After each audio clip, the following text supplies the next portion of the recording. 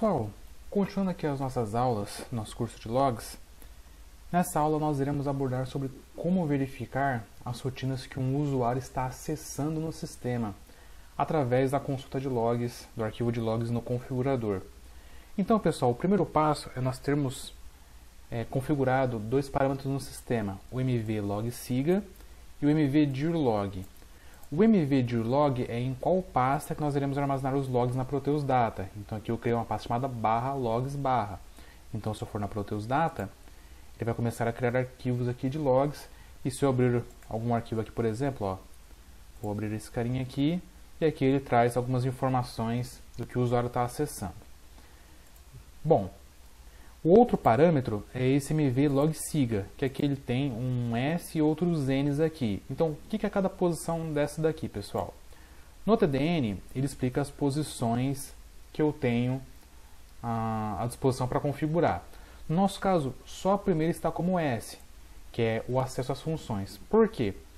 As outras operações, pessoal, se eu for ativar, ele vai ficar um pouco lento o sistema, porque vai controlar tudo o que está acontecendo. E imagina, por exemplo, uma empresa que tem milhares de operações em um único dia.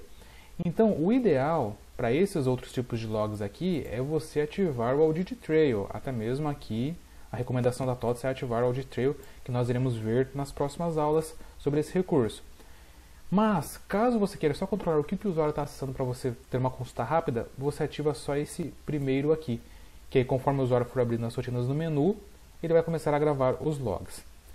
Então, feita essa configuração dos parâmetros, para você visualizar esses logs, no configurador em miscelânea, nós temos aqui, ó, consulta arquivo de log, que basicamente, ao clicar nele, o que ele vai fazer? Ele vai buscar os dias que tiveram esses logs gravados e vai mostrar para a gente nessa visão aqui, onde eu tenho o calendário, com os dias conforme os logs que eu tenho naquela pastinha. Eu tenho quais usuários que utilizaram o sistema nesse dia, quais foram as operações, se eu quiser filtrar alguma, quais foram os ambientes, se eu quiser filtrar algum, quais foram as empresas, quais foram as tabelas ou arquivos que foram acessados e manipulados.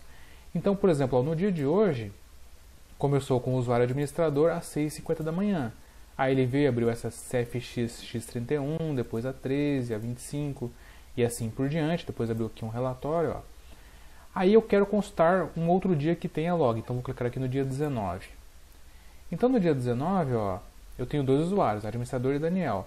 O Daniel abriu o sistema às 11h47, então ele abriu aqui o compras e aí ele carregou o cadastro de produtos, o Mata 010.